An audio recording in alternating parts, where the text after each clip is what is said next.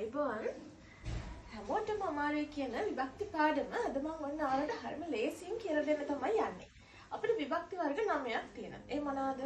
ප්‍රථම, කර්ම, කර්තෘ, කරණ, සම්ප්‍රදාන, අවදි, සම්බන්ධ, ආධාර, ආලපන.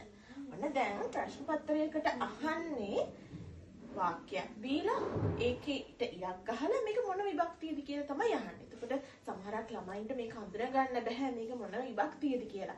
ඔන්න මම දැන් ඔයාලට වචනය බලලා ඒක එක අකුරකින් මේක මොන විභක්තියෙන්ද කියලා තේරුම් ගන්න දැන් කියලා දෙන්න තමයි හදන්නේ. ප්‍රථම විභක්තියක් නම් ඔයාලා මතක තියාගන්න වාක්‍යයක උක්ත ස්වරූපයෙන් තියෙනවා නම් ඒක ප්‍රථම. ඒක කර්තෘකාරක වාක්‍යයක වෙන්න පුළුවන්, කර්මකාරක වාක්‍යයක වෙන්න පුළුවන්. උක්ත ස්වරූපයෙන් තියෙනවා නම් ඒක ප්‍රථම විභක්තියට තමයි අයිති වෙන්නේ. කර්ම විභක්තිය කියලා කියන්නේ කර්මයක් කියන්නේ මොකද්ද? යම්කිසි ක්‍රියාවකට භාජනය වෙන දේ තමයි කර්මය. දැන් බලන්න දෙමාපියෝ දරුවන් යහමග යවති. එතකොට යහමග යවන්නේ කවුද? දරුවන්. අන්න එහෙනම් මේ වාක්‍යයේ කර්මය තමයි දරුවන්. ඊළඟ වාක්‍ය බලන්න කර්තෘ. කර්තෘ විභක්තියක් හඳුනගන්නේ පියවරුන් විසින් දරුවෝ රැකෙති. ඒතර කර්තෘකාරක වාක්‍යවල තමයි කර්තෘ විභක්තියක් තියෙන්නේ. ඒක මතක තියාගන්න පුළුවන් විසින් කියලා තියෙනවනේ ඒ වාක්‍යය ඇතුලේ. එහෙනම් ඊට පෙර තියෙන කෙනා කර්තෘ වෙනවා. කරණ අපි පොතපතින් උගනිමු. කරණ කියලා කියනකොට මෙන්න මෙතන හල් අකුරක් තියෙනවා නම් මේ වාක්‍යෙ මේ හල් අකුර ඉතින් අපිට හල් අකුරකින්ම අඳුර ගන්න අමාරුයි. ඇයි? දැන් පියවරුන් කිව්වහම එතනත් හල් අකුරක් නේද? දරුවන් කිව්වහම එතනත් හල් අකුරක්. එහෙම නෙමෙයි. බලන්න මේ වාක්‍ය ඇතුලේ පොතපති ඒ කියන්නේ අපි යම්කිසි දෙයක් කරන කොටගෙන ඒක දෙය කරනවා නම් අන්න ඒක කරන විභක්තියක්.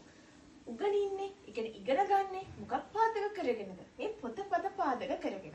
අන්න ඒවට අපි කියනවා කරන විභක්තියක් කියලා. ඊළඟට බලන්න සම්ප්‍රදාන දෙමාපියෝ දරුවනට අවවාද දෙති.